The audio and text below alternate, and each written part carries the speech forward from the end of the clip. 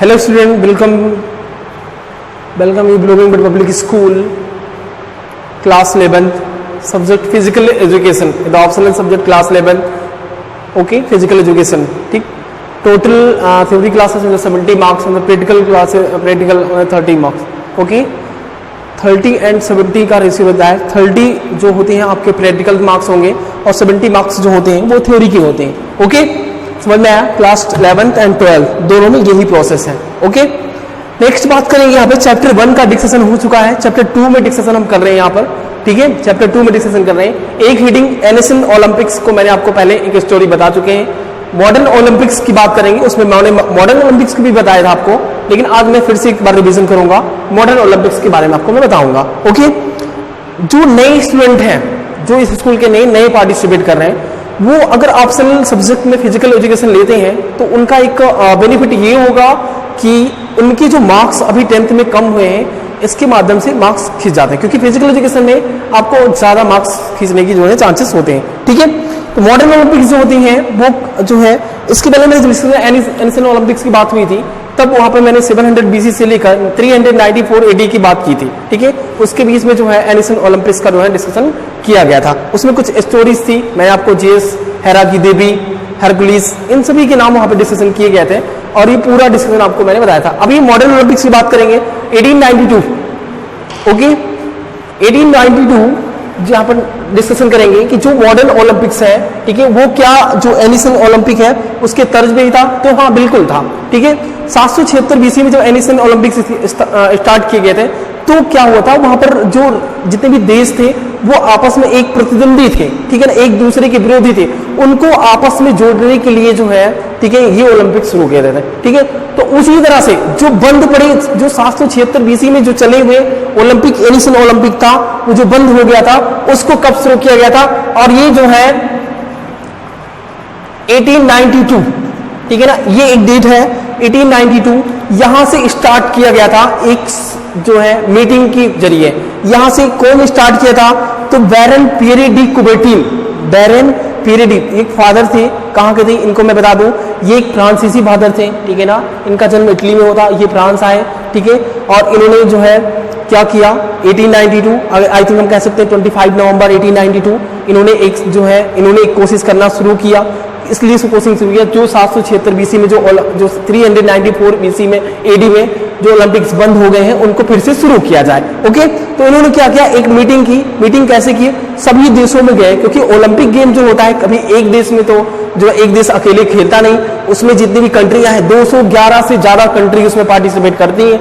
तो आपको ये पता होगा कि अगर जो इंटरनेशनल लेवल पे कोई चीज है तो उसमें कई सारे देश से पार्टिसिपेट करेंगे तभी तो ऑर्गेनाइजेशन किया जाएगा. तो उसमें यही था कि जब 1892 में क्या किया था, 25 नवंबर 1892 में उन्होंने क्या किया, सभी देशों में जाकर क्या किया, मीटिंग की, ऑर्गेनाइजेशन की, मीटिंग किया. ठीक है, और जब ऑर्गेनाइजेशन किया और सभी देशों में जाकर बताया कि जो 394 AD में जो ओलंपिक्स बंद हो गए, मैं उसको फिर से स्टार्ट करने की कोशिश में हूं. ठीक है, तो यहां पर क्या हुआ, तो सभी ने सभी एग्री हुए और जो है उसके बाद में उन्होंने एक जो है कमेटी बनाई. उस कमेटी का नाम दिया IOC. सभी को दिखाई दे रहा है, IOC. एक कमेटी बनाई जिसका नाम इंटरनेशनल ओलंपिक कमेटी रखा. इसको कब बनाया इन्होंने बनाया इसको 1894 में. कब बनाया, 1894 में इन्होंने एक कमेटी बनाई. ठीक है, जिसको IOC के नाम से जानते हैं, आज भी IOC के नाम से जानते हैं, इंटरनेशनल ओलंपिक कमेटी के नाम से भी जानते हैं इसको. ठीक है, फुल फॉर्म इसका यही है. ठीक है, इसको इन्होंने बनाया. ठीक, उसके बाद में इन्होंने क्या किया, ठीक, इन्होंने ये किया कि जो है पहला जो ओलंपिक का आयोजन किया वो कब किया, 1896 में. कब किया, 1896 में इन्होंने एथेंस में इसकी शुरुआत की. ठीक है, कहां पे शुरुआत की, एथेंस, ग्रीस, यूनान, एक ही नाम है. ठीक है, जैसे हमारे हिंदुस्तान का नाम है हिंदुस्तान, भारत, इंडिया, हम इस रूप में रहते हैं, उसी तरह से यूनान का नाम ग्रीस है, यूनान है, एथेंस है. ठीक है, क्योंकि वहीं से ओलंपिक्स जो है शुरू हुए थे, वहीं पर खत्म हो गए थे, फिर से वहीं से शुरू किया गया था. और जो पहला ओलंपिक्स था वो कहां शुरू किया गया था, वो 1896 में शुरू किया था. और जो शुरू करने का श्रेय किसको जाता है, तो फादर बैरन पियरे डी कुबर्टीन को जाता है.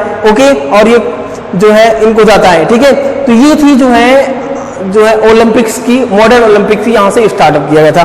ठीक है, हर ओलंपिक्स को कितने 4 ईयर में जो करवाया जाता है। जो 2020 में होने वाला था वो कोरोना वायरस की वजह से हट गया था। वो कहाँ पे था 2020 में? तो टोक्यो जापान में था। कहाँ पे था? टोक्यो जापान में था, लेकिन कोरोना वायरस की वजह से इसको टाल के 2021 में कर दिया गया था। अच्छा, टालने की बात हो गई, जब जंप करने की बात होगी तो मैं आपको और बात बता देता हूं, ठीक है। 1916, ठीक है, 1960, यहां पे डेट याद करिएगा, 1940, 1944, ठीक है, और 2020, ये 4 डेट आप याद कर लीजिएगा। यहां पर ओलंपिक्स का आयोजन नहीं किया गया था, ठीक है, बिकॉज यहां पर जो है ओलंपिक्स का आयोजन यहां से लेकर यहां तक first and second world war की बात थी। यहां पर किसकी बात की? वर्ल्ड वॉर की बात थी, ठीक है। ये चीज आपको जो है बात याद रखना है। यहां पर आप समझ ही रहे हैं, यहां पर कोरोना वायरस की वजह से, ठीक है, ओलंपिक्स को जो है यहां पर क्या किया गया, जंप कर दिया गया 2021 में। ओके, तो ये सारे ओलंपिक्स जो है यहाँ पे 1916, 1940, 1944 में जो है इसका आयोजन नहीं किया गया था, बिकॉज 2020 में कोरोना वायरस की वजह से यहाँ से जो है जो पेंडेमिक डिसीज है इसके कारण जो है ओलंपिक्स को यहाँ पर जंप कर दिया गया है। ओके, तो ये चीज समझ में आ गया, यहाँ से लेकर आपको समझ। बाकी कंटिन्यूसली जो ओलंपिक्स का हर 4 ईयर में जो है ओलंपिक्स का आयोजन किया जाता है, ठीक है। अब बात करते हैं यहाँ पर जो है ओलंपिक्स के हो गए हैं, ठीक है। मैं आप थोड़े से पॉइंट्स और बता दूंगा, ठीक है, और आगे पॉइंट मैं आपको अलग अलग हेडिंग में बताऊंगा। फर्स्ट टाइम जब ओलंपिक्स 1896 में हुए थे तो ओनली 13 कंट्री ने पार्टिसिपेट किया था, ठीक है। आयोजन स्थल एथेंस था, आई थिंक यूनान, एथेंस, ग्रीस एक ही है, वहां पर था। आपके बुक में पीछे कैलेंडर दिया हुआ है, आप कैलेंडर उसको देख सकते हैं। ओके, तो ये चीज समझ में आ गया सबको, ठीक है। अब बात करेंगे, नीचे दिया हुआ है पैरा ओलंपिक्स की बात करेंगे। यहाँ पर पैरा ओलंपिक्स क्या होते हैं मैं आपको बता देता हूं अभी।